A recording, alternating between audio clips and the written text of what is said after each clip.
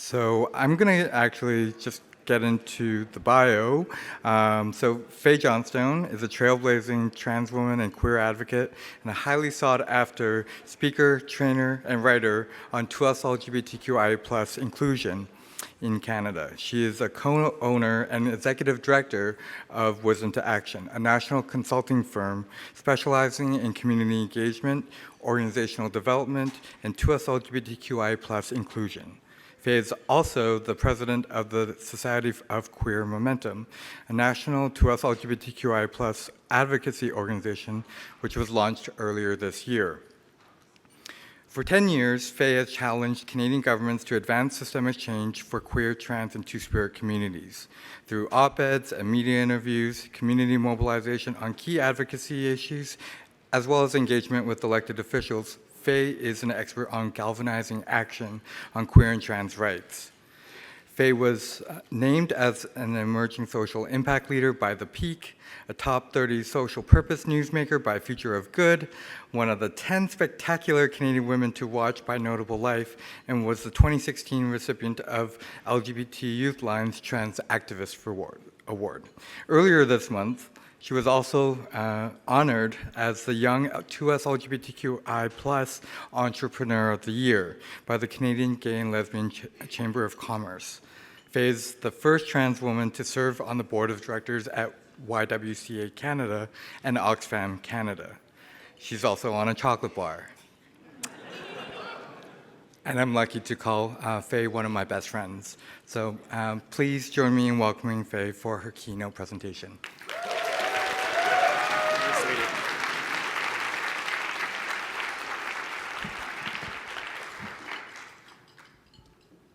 Raise your hand if you're kind of scared about the state of the world right now. I was hoping for slightly less of y'all. Raise your hand if you feel more lonely now than you did a year ago. Okay, that gives me some hope. Raise your hand if in the last year you've gone out to a queer and trans protest or counter-protest. I think in this world right now, it's easy to be scared. And I think our opposition wants us to be. And so I want to begin by saying, look at the power in this room. Look at the power that our community has to show the entire world. It is easy to be afraid, but we can be defiant in the face of regression. We can be defiant in the face of hate. Together, we have already changed the world for queer and trans people. I am 28 years old, and I grew up in a school where we learned about queer and trans identities. As a trans woman, I walk into spaces that my community has been historically kept out of. And now I see a whole generation of young people who have less shame and stigma to unlearn than my generation did, and undoubtedly than many generations before. We have already come so far. We have already created new opportunities and possibilities for queer and trans people from coast to coast to coast. Together, we are creating a world where everyone has the freedom to be themselves, is safe in their communities, and treated with dignity. A world where we can and can continue the work of putting an end to the health inequities that our community faces to this day. But we also have to be real about what the world is like for queer and trans people. Straight folks like to imagine that because of marriage equality, because of some human rights changes, some legislative shifts, that the gays are doing okay. I like to recognize that while the progress we've made is incredible, it is still nowhere near what our communities need or what all of us deserve. And I'm tired of having to bow my head and say thank you to governments that throw scraps our way as our kids are still forced onto the street, as we are afraid to hold our partners' hands in public, and as we worry all too often that simply showing up as ourselves in different spaces will result in hate and harassment. The status quo was already bad enough. The status quo was already far short of what our communities need. And as you'll see, all of us are scared that the progress that we've made is being put at threat. We're seeing for the first time in decades a social environment that is poisonous towards queer and trans rights, a political sphere where our community is being used as a scapegoat for all sorts of hate mongers and bigots who are hoping to use us as an example of what not to be. Anti-2SLGI+ hate is on the rise from coast to coast to coast. In the last 5 years, we've seen increases year over year in anti-2SLGI+ hate incidences. We've seen dozens, if not hundreds, of protests that target the capacity of our young people to be their authentic selves in our schools. We're seeing far-right political behemoths, our traditional enemies like the Campaign Life Coalition and all those homophobes who for at least a few years seem to be a little bit more quiet. They're speaking up once again. It's the same rhetoric that they used against gay men in the 70s, and all they have done is swapped out the word gay for the word trans instead. Governments and politicians are paying less attention to us than they did before. Raise your hand if I've just made you a little bit sadder. It is a positive, happy talk, I promise. But I do think we have to recognize the moment that we're in. This is the culture war playbook. It is a world where our opposition have created a new big tent party where they're bridging social conservatives, conspiracy theorists, white supremacists, and all of their other pals with power. And they're trying to roll back not just progress on our rights, but to stop and stall our efforts to make that better world for queer and trans people and the full diversity of our communities. And the way that hate is showing up has changed.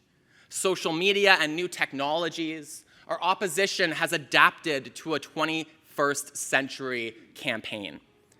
They're trying new ways to mainstream hate, and they're trying to pit our communities against one another. And they're contributing to this environment where, not just on queer and trans issues, but on anti-racism efforts, on efforts to address colonialism, on efforts to advance or address gender-based violence, where it's become harder to do this work.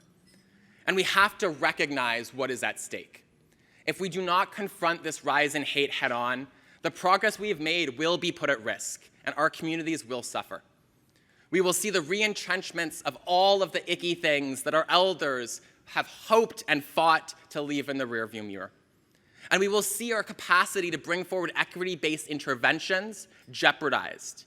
We will see the stability of our sector threatened, and we will see our communities used as a scapegoat once again. But the thing here is, they want us to be scared. They want us to be defensive. And in the face of that hate, we are defiant. In the face of that hate, we recognize that they're coming for us now because they've lost every single battle for 50+ years. They're coming for us now because they're scared of the world that our elders have fought for to make possible for this and future generations. And so every single day I am waking up and reminding myself that they want us to be worried, but that we are going to sing, dance, and celebrate our way to a better world for queer and trans people. Are you with me? Yeah. There we go. I should have put the happy, engaging slide first, and then the depressing stuff. It's that sandwich we always talk about. You know what I mean. And so to introduce myself a little bit more, my name is Faye Johnstone. I use she and they pronouns. I live on unceded, unsurrendered Algonquin, Anishinaabe territory, colonially known as Ottawa. And I have been fighting for queer and trans communities for the past 12 years. In my day job, I run a queer and trans consulting firm. And in my evenings, afternoons, early mornings, and all too often my weekends, I help support the Society of Queer Momentum as we try to rally communities to address the contemporary rise in hate. For my work, I have been targeted time and time again by some of the worst hate mongers in North America. In March of this year, I was included in an International Women's Day campaign led by Hershey's Canada. This is my one moment as a corporate sellout. And I'm really, really ready for the next opportunity because the corporate world loves me after that hate that was directed Hershey's way in March 2023. And so when I was included in this campaign, within 24 hours of the ad going live, I was stomped on by some of the most prominent leaders of the far-right movement. I was mentioned on Tucker Carlson. I had Ben Shapiro, Matt Walsh, Jordan Peterson, and a few too many others come my way. As one of few trans people in the public eye, it's no coincidence that this has happened to me. We do not have many trans voices in Canadian media. We do not have many trans people who own businesses and who are present in political spaces. And when they've come for me, it hasn't actually been about me. It's been about pushing trans people out of public life. And so in 72 hours, I was subjected to thousands of hateful messages. And it was so severe that Hershey's Canada gave me security guards who stayed in front of my home for 7 days straight and drove me around in a bulletproof vehicle. I say this in part because I think it's easy in this moment to imagine that this is just hate that happens online, or to imagine that it's also just about trans people, that it's not an attack on all of us. I grew up in queer men's spaces. I grew up on Grindr. And while I am a different human now than I was before, I don't see our communities as divided in the way that straight people do. I know that the progress that I have experienced is made possible in a big way because of my trans elders and sisters, but also because of gay men, lesbian women, and bi folks who fought tirelessly to dream of that better world. And I know that the hate that's coming my way isn't just about me, but is about sending a message about what kinds of people we value, what kinds of diversity is acceptable. And I hope that my experience with Hershey's helps open our eyes to the moment that we're in and helps us recognize that we all need to mobilize. We need to be defiant in the face of hate, and we need to hit the ground running so that we can address this moment, but that we can get back to what matters most, dreaming of a better world for queer and trans people in all of our diversity. Uh-oh. There we go. And so to tell you a little bit about the Society of Queer Momentum, we launched in March 2023. Funny coincidence that. And our mandate is to challenge rising hate and stagnating government action on queer and trans issues.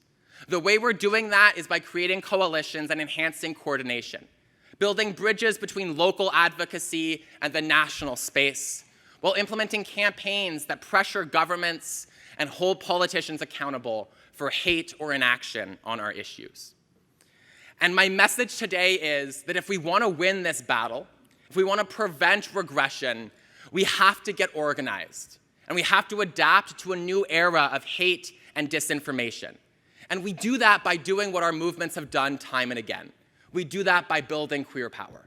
We do that by imagining a world where this hate isn't our everyday, but where every queer and trans person is safe in their communities, free to be themselves, and treated with dignity. But how do we do that is the question I think all of us are trying to answer.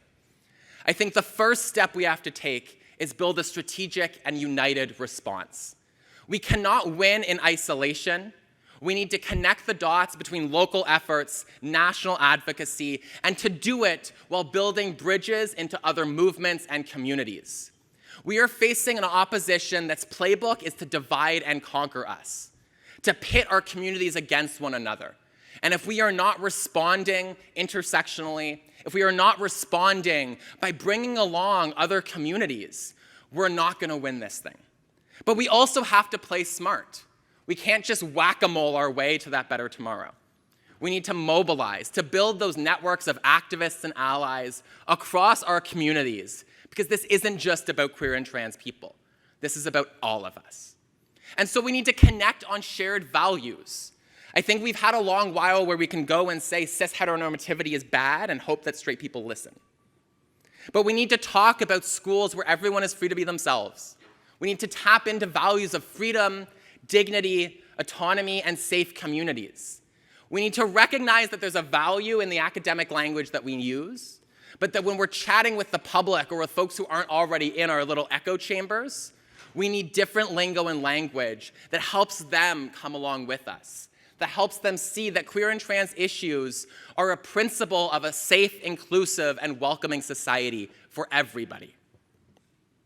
We need to be intentional about our message and about our approach. Our lingo and language can be a barrier to building bridges. We talk in our way and expect everyone to follow and understand. While I am a big fan of calling certain politicians homophobes and bigots on Twitter, we can't always be angry. We can be angry in our own communities, but we need to reach across the aisle, not with the explicit fascists and bad guys, but we need to recognize that in a poisoned environment with disinformation in the air, we need to be bringing people along with us. and we need to be connecting on those shared values. We cannot treat those unfamiliar with our community as the enemy. The disinformation captured, the questioning, or the just unsure are not our opposition. Systems and structures are the opponent that we're really fighting. Those with power who are pushing these hateful agendas to sow division and gain power, they are our enemies. Not those who are showing up at the rallies about Soji, because those folks are members of a broader community too. And so we can bring those folks along with us. We can also reject the premise our opposition is putting on the table. This is not a fight between children's rights and parent rights. Again, this is about schools where everyone has the freedom to be themselves. If we allow them to set the narrative, we will lose these battles. Because, shockingly, the term parental rights is really appealing to people. Who would want to have the rights of parents taken away? Of course we wouldn't want to take away the rights of parents doing their best to raise their kids. And so we have fallen for their trap on this issue and many others. We need to be speaking with one voice and shaping the narrative, again, about schools where everyone has the freedom to be their authentic selves. And if and when we can, we need to make parallels to the experiences of others. And there's a dangerous dance there, because the experiences of queer and trans people of different communities impacted by oppression are not identical and should not ever be equated with one another. But we can help folks understand that many of us in our schools have experienced teachers who don't understand who we are, have had teachers screw up our names, or look at us and make assumptions about our bodies, our faiths, our cultures, and how we live our lives because of identifiable traits. And so we can reject the premise of their argument and use a frame that actually builds community together and that rejects their narrative of exclusion, their narrative of division. We also have to have kitchen table conversations. This is the most important thing to me right now. When we see disinformation in the air, an Instagram post, unfortunately, is not going to bring anyone on side. A Twitter post or a hot take in an interview where you call Pierre Poilievre a fascist, while important and likely to get you the reshares from every other gay person who follows you, is not going to bring along the communities who aren't in these bubbles with us. We need to be chatting with our neighbors. We need to get back to those basics that our elders have used time and again to understand that marriage equality isn't just about giving the gays those things, but again about building a world where everyone is free to be themselves and where the government doesn't get in the way of our ability to love who we love and live our lives on our terms.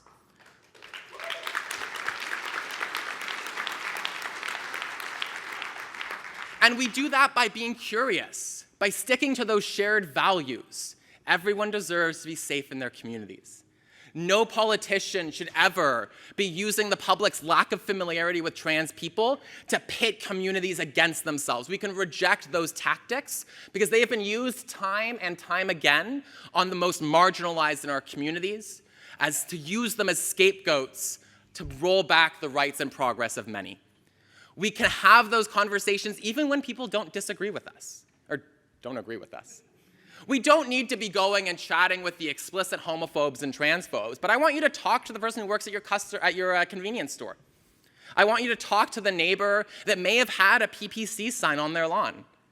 I want you to talk to your parents who might still vote conservative.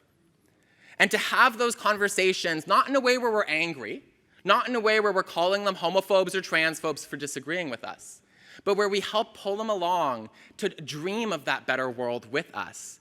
Because at the end of the day, most people showing up at these parental rights rallies don't know much about the policies that we're fighting in those provinces. They've been captured by a far-right machine that is bringing them into that hate and conspiracy. And if we can be the person offering an olive branch that doesn't reject the humanity of our communities, but rather invites them into these spaces with us, we can take the wind right out from under our opposition. We can also engage our elected officials. If I could get every queer human to just write their damn MP 1 or 2 more times a year, you cannot imagine the degree of change we could make happen. That is not to acknowledge or to believe that electoral politics is going to solve oppression, but it is to recognize that most conservative MPs don't talk to gay people all that often. They don't talk to trans people. And that while it's one thing for us to go on social media and get angry about it, and again, that's not a bad thing to do in the right circumstances either, if we're not in the room as their local constituents, it's going to be oh so easy for them to ignore us and to be captured by the well-organized opposition that we are up against. We need to reach out in our local communities and connect with our city councilors, with our school board trustees, with our MPs, MLAs, MPPs, MNAs, and MHAs. Whew. I had to Google which ones apply in which context. But if you leave this space, I invite you to send a message to your parliamentarians and to just express your worry, express your concern. Talk about how you're worried that the next generation of trans kids and queer kids are getting bullied in our classrooms more than they were 6 months ago. Go and have that conversation and build that empathy, because that will make it so much harder for the MPs who are considering echoing or amplifying this rhetoric to do so. If we're not in the room with them, they will do the things we don't want them to do. And that will be hard for us, because it's a whole different thing to talk with a conservative MP than how we're used to engaging in our communities. But if we can do that work, it will shore up the support locally, provincially, and nationally, and make it less likely that regression is going to happen. I usually have a mic. God, Michael.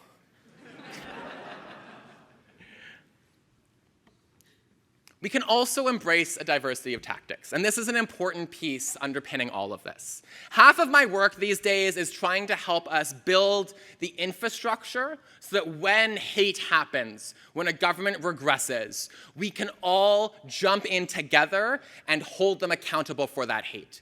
But we also have to recognize that there's not one solution or strategy that's going to make that better world possible. And we're not always going to agree on the details of those strategies or tactics. We're not going to always agree with everything even our friends and allies in these spaces say. But we aren't going to win this if we're fighting each other. I like to call our community 100 different things in 100 different contexts. We are the gays, we are the 2SLGI+ community, we're queer and trans people. And I think there is important lingo that we need to use, and we need to center 2SLGI+ folks and Two-Spirit folks in particular. But when it comes to, for example, if someone is using the word transgendered or transgender, I don't like the word transgender. That's an old word from before. But I also couldn't care less in many a context, because I care about if you see the humanity of the trans person across the room for you. And I think that some of the time we end up fighting each other in contexts where we forget who the opposition really is. And that isn't to say we don't have a lot of mess in our communities. We have a long legacy of transphobia, of racism. We have a long legacy of screwing over the sex workers in the rooms with us, and so many others who need to be centered in these movements. My worry, rather, is that it's sometimes easier to get angry at one another than to blame the systems and structures that are screwing all of us over. And so we need to center those most marginalized voices, but we also need to stop tearing one another down. As an advocate in this space, I worry half the time more about how community is going to react to what I say than how the straight people will.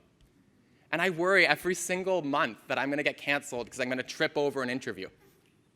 And we can't do that to one another. It's going to be hard to not do that because, again, we're hurting. We're a community that has been hurt so many times. But it's easier to fight one another, and it lets them win. When we are divided, we are losing. We can understand the different roles that we're going to play.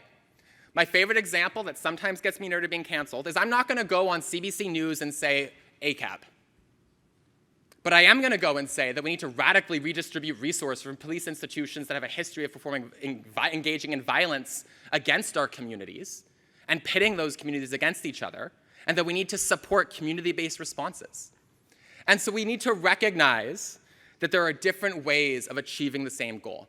That doesn't mean I won't also chant "screw all cops" at a protest. And so it's recognizing that we can differ on tactics while understanding a shared objective, and that different people are better equipped to reach different kinds of audiences. That we don't always have to be saying the exact same thing to see the humanity in one another, and recognize that across all of our communities, We actually are rather united in a shared dream of that future where everyone has the freedom to be themselves, treated with dignity, and safe in their communities.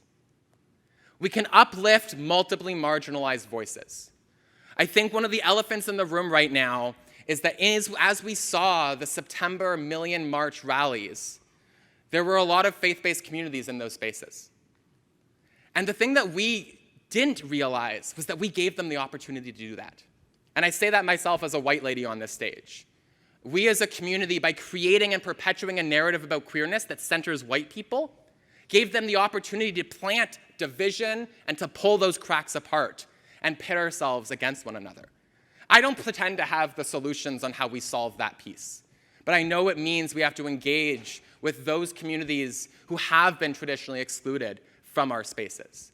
That we need to build those bridges and again recognize that if we are not working together, if we are not recognizing the problems in our own spaces while building bridges with communities that are different from ours or different from ourselves, that we will not win. We need to uplift, listen to, and work alongside those voices. But we also have to be there when they get targeted. As a trans lady who's been dragged for filth too many times by the far right, it's easier for me than it is for others. I'm a white lady from a middle-class family who grew up with public servant parents. And because of my platform, when I get targeted, I have folks speaking out and supporting me in those moments. But when it happens to others in our communities, when it's not the respectable white lady who looks like I do and usually tries to at least look like she's trying to look like a cis lady, you knew what I was trying to do there, they will come for me in a different way.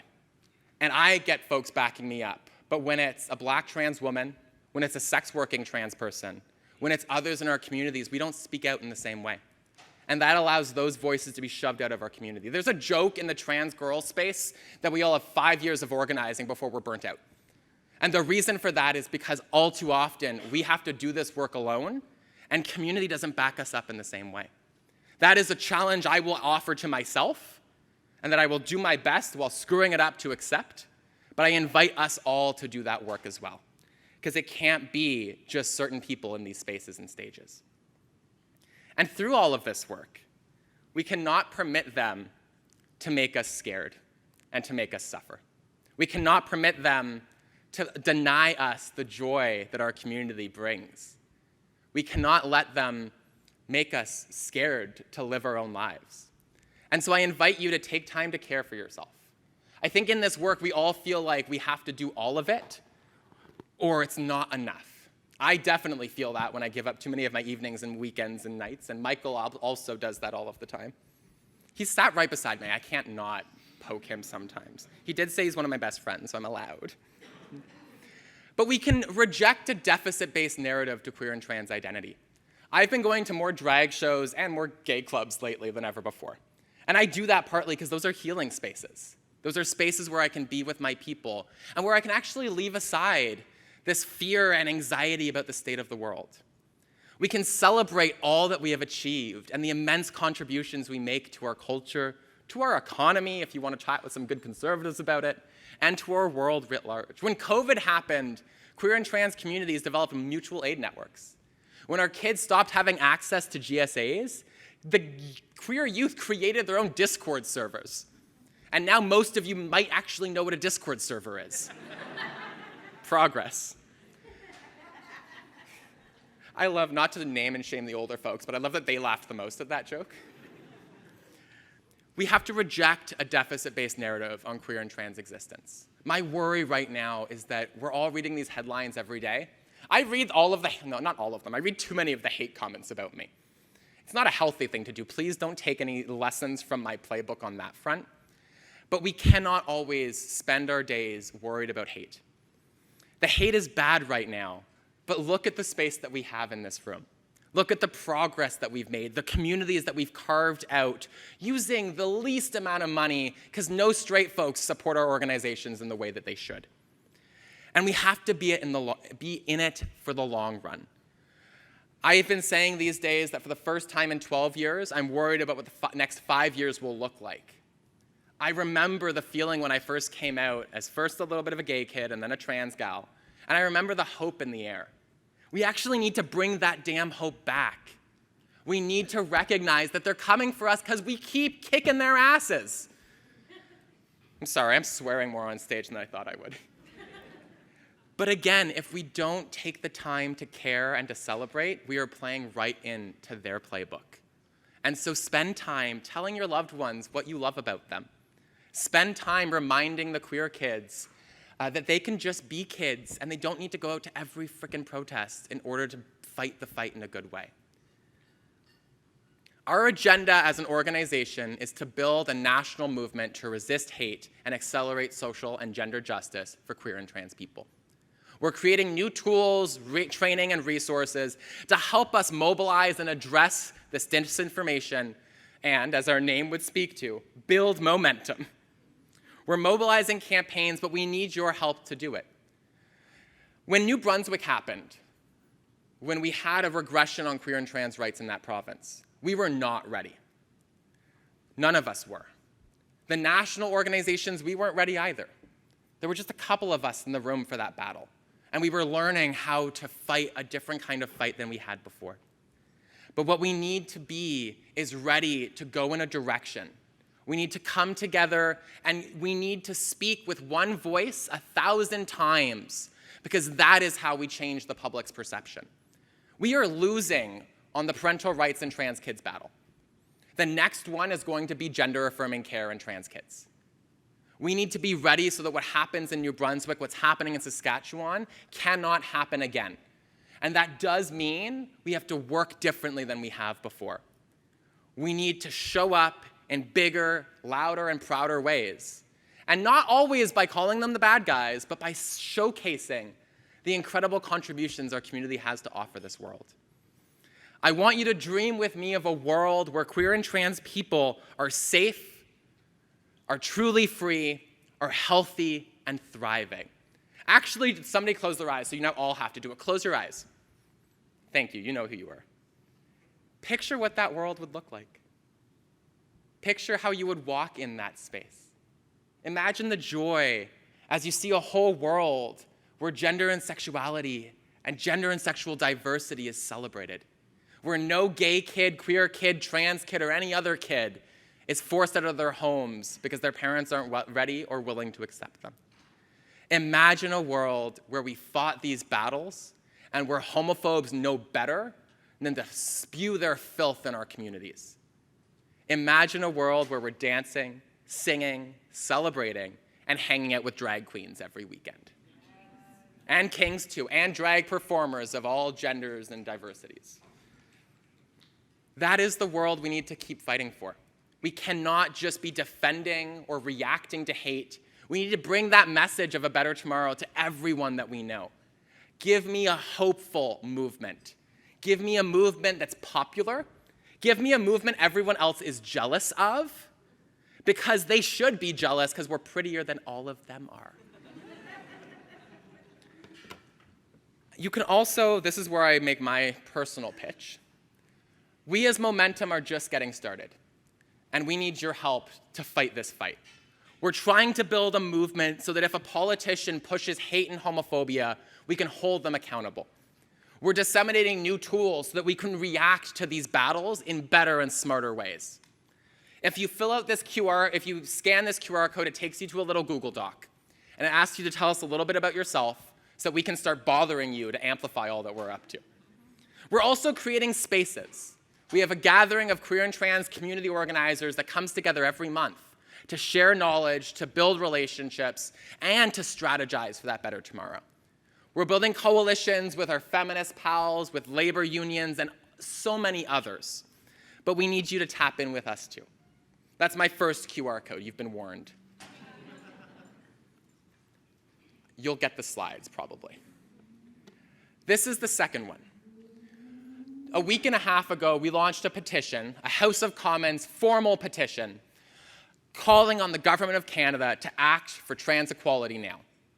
One of the worries I have in this rise of hate is that we are always fighting battles on their terms, and we need to set a narrative that we need our governments to act to address inequalities faced by a historically marginalized community. And so when you scan this QR code, it's going to take you to our website. On that website, in the first paragraph, you'll see a link to the House of Commons petition. Now, I want you to go fill out that petition, but the second thing I want you to do is scroll down that page, and you'll see a visual. You can save that image, and you can look at the message right under it, and you can copy-paste it onto your Instagram, onto your Twitter, onto your Facebook. If we want this government to take trans equality seriously, if we want them to implement the recommendations of a report that called, among other things, for stronger supports for trans and gender diverse refugees, for decriminalization of sex work, for greater investment in trans and gender diverse-led organizations, we need to spread the word, not just among our own communities, but among our straight friends, pals, and maybe partners also. Bisexual people do exist. I thought it was funny. I'm really bad at blending what seems like a rant-based keynote approach with the fact that I think I'm funny sometimes, and it makes my life hard. But I would encourage you to sign and share this petition because we have a window here. There's an election in 2 years. And I'm scared about where that's going to go. That's what we're gearing up for. We're gearing up to hold homophobes accountable if they come for us and if we see a government that's ready to pull the rug out from our communities. But we also have 2 years to get more from this government than the scraps that they have given us. Sorry to the Women and Gender Equality and Public Health Agency of Canada people in the room. Oh God, one of them's in the front row. But we need to pressure them because I'm tired of having to say thank you for a little drop in the gay bucket. I'm tired of having to praise them or be worried that I'm criticizing them too harshly when they have done some really good things for us, but nowhere near the promise that they made when Trudeau said, real change. For queer and trans people, we have not seen the real change that we need. For queer and trans people, we have not seen this government scale up in the midst of hate. And so we need to use this petition as one of many ways to hold this government to the promise they made when they passed trans rights legislation in 2017. I want trans rights in practice, not just on paper. And remember through all of this work that we are going to win. It is scary out there, and we are tired. It's been a hell of a few years. But this fight isn't just about us, and it isn't about just any one of us. It is about all of us. And we are mobilizing. We are getting started. And we're a little bit late to the conversation because they came out of nowhere. But we're gearing up, and they are never, ever going to shut us up. We have been here before. I struggle. I have my elders, my trans elders, thinking about Susan Gapka in Toronto, who I've had conversations with where she's like, I don't know how scared I should be right now. Because for many of our elders, this world is already so different from the one y'all would have grown up in. And I want to hold that as true, while also holding true that it's nowhere near enough, while also holding true that progress is precarious. And that if we aren't ready, it's going to take us that much longer to make this better world possible. And so I actually want you to chant with me for a second. Are you ready for some chants? Somebody film this, because I think it's a cool thing to do in a room. There we go. Oh, not me. Film. Wait. Michael Quagg. I'm calling Michael Quagg. Hold my camera. No, that's not my good side. I want you to chant, I believe that we will win. I believe that we will win. I believe that we will win.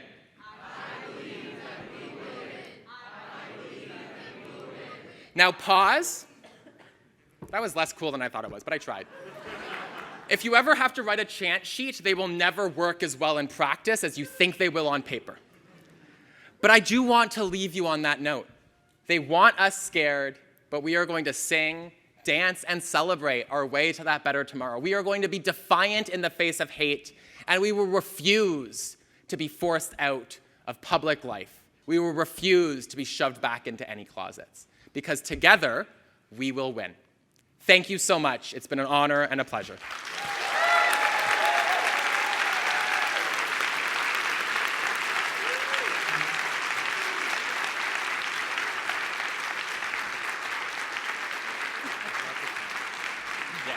Sorry, I never know how long it's going to actually take.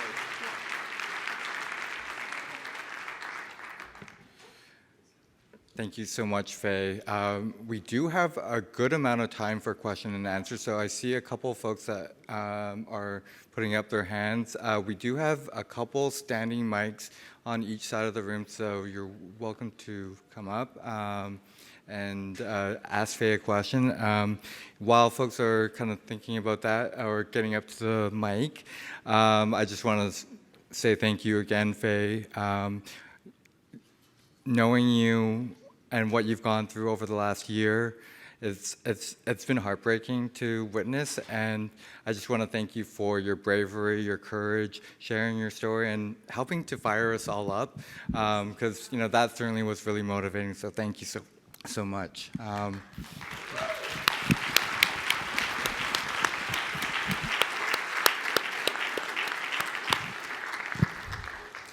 It really reminds me of something that I heard recently at another talk, which is we didn't come this far, only to come this far. And so thank you so much for giving us so much inspiration. So I'd like to welcome folks who want to ask any questions. Oh, I see you do have a mic. Hi. Wonderful. My name's Sonia Stone. I'm from Winnipeg. And I'm secretary of the Two-Spirit Michif local in the MMF, Manitoba Métis Federation. The national government of the Red River Métis. I'm also a parent, and I have a human rights complaint against the province of Manitoba about their policy on sensitive topics for kids in public school. So it's a 7-year process so far, and the Conservative government just kind of strung us along and rejected their own Human Rights Commission's recommendations. And so we're just sort of approaching maybe mediation or some kind of counter offer from our new government in Manitoba.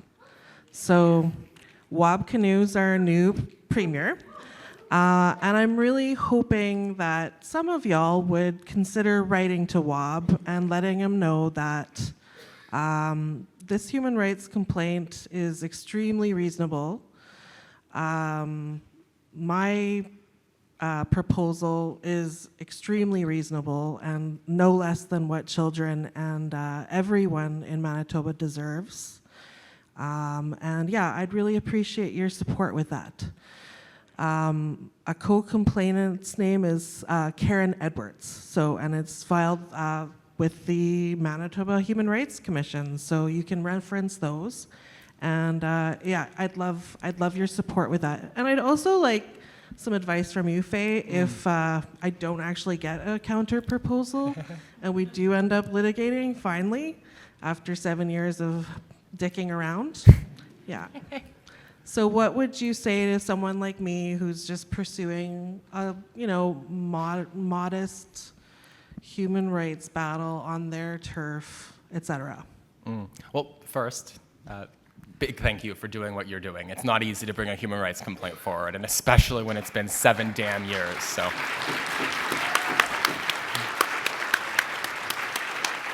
I can't claim to be an expert on Manitoba, but I did live there for 2 years, and a coyote ate my cat. Oh no. Love your province. No. What I would recommend is, it's a new government, and they do have a trans MLA in your province now for the first, not for the first time, because there's now 2. There's a non-binary one as well. But reach out to them directly, I think, and see what you can leverage there. And go to their pals, too. What I mean by that is talk to your friends in labor. Try to talk to some of those other groups that are undoubtedly going in and trying to have conversations around what it means to be in a New Democrat government rather than a PC one. Mm-hmm. And then when you're writing, and then we can chat about a template and how we can help do some things, but I think about that message that everyone can relate to, right? This is about creating spaces where young people can learn about healthy bodies, can learn about healthy sexuality. Like, we need a narrative, again, that the public understands and will nod along to. They really did a great thing when they came up with parental rights as a slogan. And so we need our own slogans that don't live in just our bubbles, but that the public can relate to. So connect on those concepts, and I think that is very much more likely to bring folks along with. Thank you so much for your question. Thank you. Hi, Ms. Johnson. My name is Logan DiGiovanni. I'm going to do 3 things here. Just number 1 is to offer you my support. I am a person who is a transgender man. First of all, I've worked with the government, with the Ministère de Santé et Services Sociaux. I've been published by the Fédération des médecins praticiens du Québec. I'm one of the founders of Guy Morial's transgender intervention practice plan, whatever, excuse me. I'm a little nervous. And I also help co-create characters on television for trans people, including Toute la Vie. I am also an intervention worker, so whatever I can do to help the cause, I will be more than happy to do so. In return, I also am asking you for solidarity, but also everyone else in the room. I work for Aztec, which is Action Santé Trans et Travestis du Québec, the largest organization for transgender people in Quebec, but also that works intersectionally with people of different ethnicities and different backgrounds. Also was made by sex workers as well. So we work with the decriminalization of the non-divulgation of the HIV status and also the decriminalization of sex work. Excuse me. TLDR, we currently are going through a very big funding crisis, and we're about to close down in April. So that's a big problem. I just wanted to kind of do a little PR here where we do have a Facebook group, and we're going to have a campaign going on for funding, but also that we're going to have all of our campaign raiser stuff. So if anyone cares to donate, if you care to maybe talk about us, make sure that we can get the right funding, that'd be really great. And also, as a current new business owner, I'd like to also see if we can collaborate. I have a new business called DICE Consulting, which is Diversity, Inclusion, Cooperation, and Equity, which is going to be a DEI consulting firm that's going to be done intersectionally, not only for trans people, but also for people of des diversités ethnoculturelles, and also for people of lack of ability or differently abled, and also long story short, like intersectionally. So we're going to be mostly based in Montreal. Hopefully we can do Canada-wide one day. But if you ever would like to have a consultation, if you ever would like to collaborate together, I'd be more than happy to do so. And thank you so very much for your inspiring words. I aspire to be you, maybe in a few years, even though I'm a year older than you. Thank you so much. Thank you. Yeah. Yeah.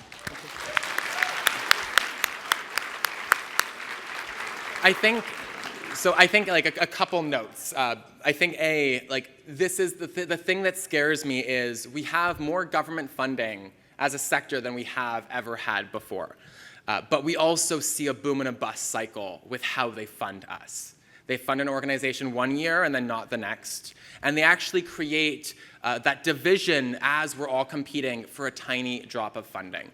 When we look at how much money was applied for in the capacity funds federally, it was millions more than was actually rolled out.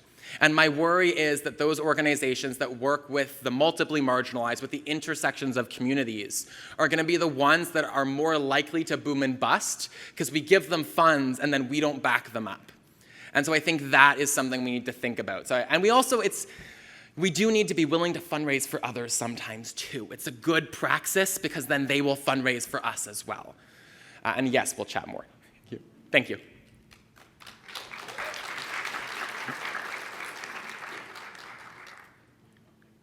Okay, so it looks like we've got 2 questions. Keith, is that a question from the live stream? Okay. Hi, Faye. I'm just going to read it. We had a little bit of engagement online, and so this question comes from someone else, not from me. Amazing talk, Faye. As a trans researcher, I came to community-based research with the hope that I can create change for our community. More and more, it's clear that it is not enough. That research does not change minds. How do you think research can best support efforts like yours? This is a tricky, I was chatting with Nathan, who is a superstar, yesterday, and I was talking about, like, we often, when the policy regression came in New Brunswick, we were like, yes, but it's not evidence-based policy change.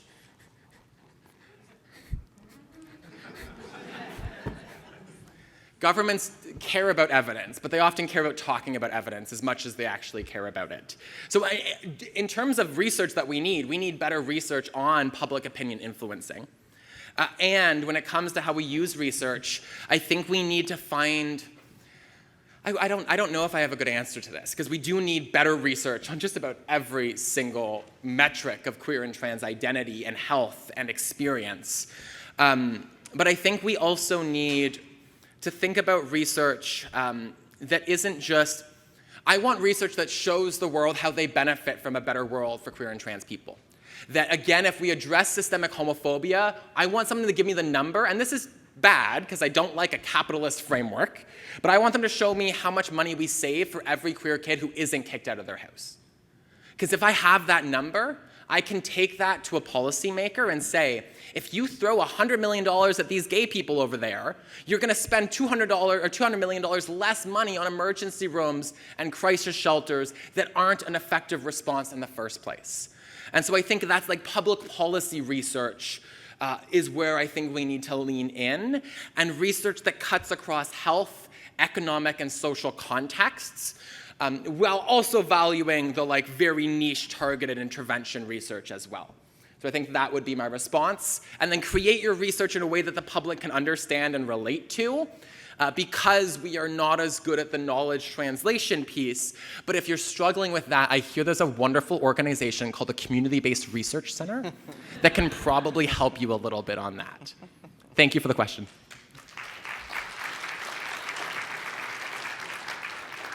Hello, my name is Jairus. I'm a Two-Spirit Ukrainian and Soto pharmacist from Yellow Quill First Nation / Toronto.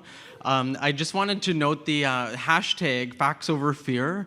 I got a little scared at that because my white supremacist relative uses that for like COVID denialism and other like white supremacist types of actions. So maybe that's all the more reason to overtake the hashtag, or maybe just a word of caution. Maybe you already knew that, but I just wanted to share that piece.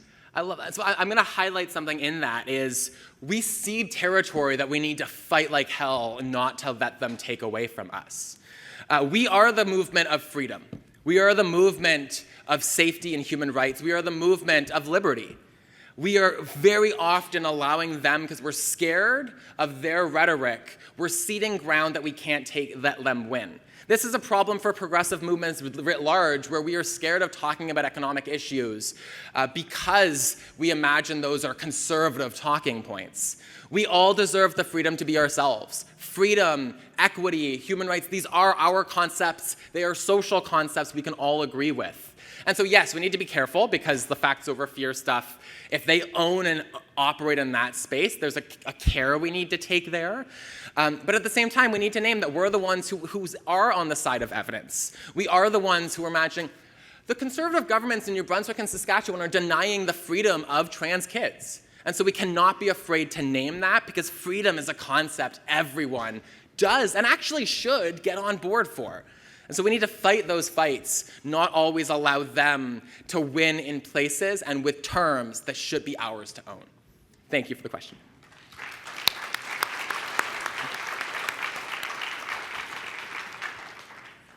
High five. Hi, Faye. Hey, everybody. My name is Haif. I'm a Lebanese, Palestinian, queer trans person living here in so-called Vancouver. Really happy to be here. It's great to meet you in person. We have Zoomed. We've been Zoom pals. I just in the spirit of the boom and bust with regards to the funding, I just wanted to bring forward something that we're actually partnering with Momentum on that I think I'm seeing you shake your shoulders over there. I have no hips, but I can pretend. I'll shake my hips for you. Yeah, so I'm with Transcare BC, which is an organization here in so-called BC, and we've got this boom and bust cycle funding from Health Canada to support are two-spirit, trans, and gender diverse young people across so-called Canada. So we've been talking with Faye about how to leverage all of our good energy to start to address some of the mis, dis, and malinformation that's being puked all over us. And so I just wanted to speak that into this space because we've been talking about it, and it's a project that is happening now, and it's a project that we actually want to invite every human in this room to be a part of. It's going to involve a brand new website with all of these rad resources and tools to support young people themselves, to support parents and caregivers, and to support healthcare providers. I'm sure they're going to be cross-referenced all over Momentum. This is not a Transcare BC project. This is a project for and by community across so-called Canada. And there's a lot of ways to get involved. And so we would love to connect with you. And you can connect with us by coming and talking to me, or you can email us, tcbcpartners@phsa.ca. You can ask Faye to connect you with us. We're connected.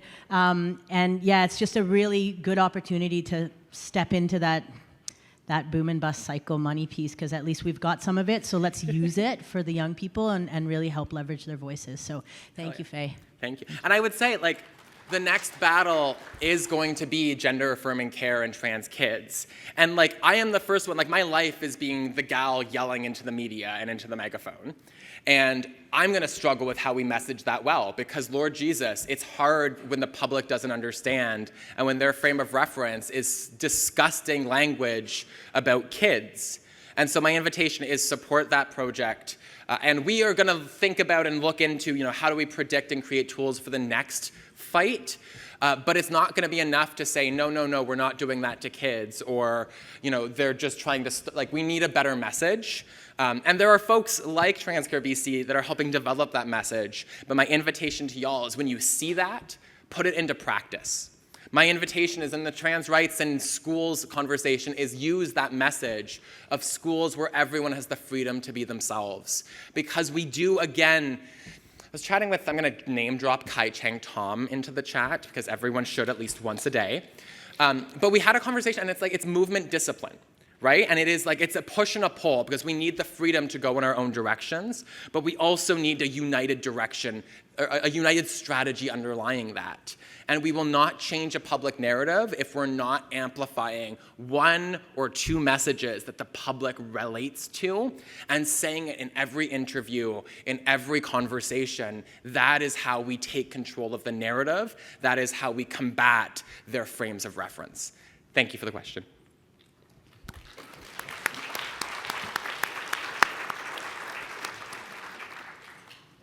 All right.